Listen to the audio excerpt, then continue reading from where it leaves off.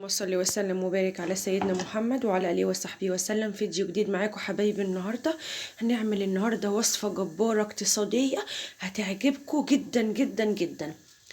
معايا نقول نص كيلو لحمه، معايا قرنين فلفل رومي مقطعاهم مكعبات زي ما انتم شايفين كده كبيره، بصلايه كبيره، معايا بطاطس مكعبات حطاها في الميه عشان طبعا ما تسودش، معايا صلصه وحلة على النار. هنعمل النهاردة كباب الحلة الجبار الخطير بطريقة هتعجبك جدا، هتدمنيها ومش هتستليها ابدا، وطول عمرك هتعمليها بنفس الطريقة دي. انا مستنية بس الحلة تنشف المية اللي فيها زي ما انتم شايفين. هنزل دلوقتي بمعلقة سمنة بلدي او معلقة سمنة عادية او زبدة على حسب اللي موجود عندك. هستنى تسيح كده، اول ما تسيح معايا بس كده زي ما انتوا شايفين كده، استنى عليها بس تسيح.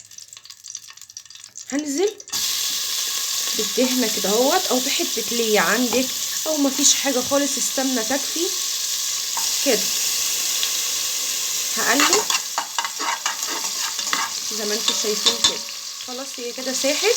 هروح نازله بقيه اللحمه بسم الله، وهنروح نازلين باللحمه كده زي ما انت شايفه كده. هقلب عشان ما اطولش عليكم حبايبي الفيديو، هقلب فيها كده لحد ما تاخد اللون المناسب اللي انا عايزاه، وهرجع لكم تاني نشوف هنكمل ازاي. ورجعت لكم تاني حبايبي زي ما انتم شايفين كده، غيرت اللون بتاعها طبعا. هروح عامله ايه، نازله بالبصله على طول كده، قلب قلب قلب. انزل بالفلفل وبس كده.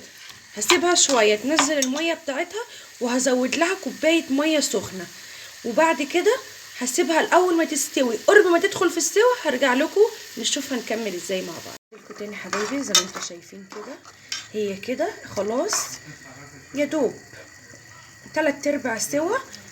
هتاخد السويه الاخيره مع البطاطس. هنزل كده بالبطاطس زي ما انتم شايفين كده حبايبي،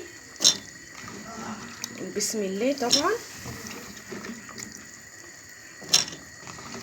كده بالشكل ده كده. شايفين الشكل والجمال. جبنا اللحمه من عند الراجل قطعناها مكعبات صغيره، او خلينا الراجل هو اللي قطعها لنا. قطعنا بصل مكعبات، فلفل مكعبات، كل مكعبات على حسب القطعيه اللي انت عايزه تقطعيها بيها. نزلت عليها فلفل اسود اهوت، نزلنا ببهارات لحمه. هنزل كمان معاكم بفصوص توم، 5 فصوص توم انا مقطعاهم زي ما انتم شايفين.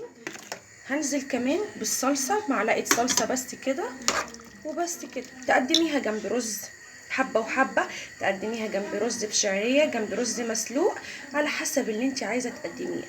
انا كده هسيبها يا دوبك تاخد غلوه البطاطس تستوي، وهطفي عليها واوريكم الشكل النهائي ليها.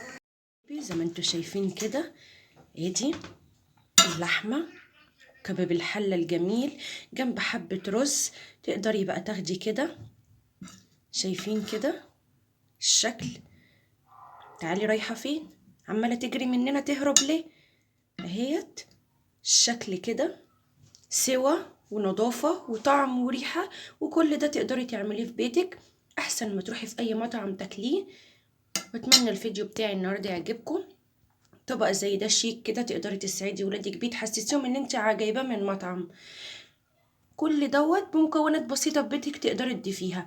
حابه عندك صوصات اولادك بيحبوها تضيفيها، حطي بابريكا كمان وكركم عشان تزودي المناعه.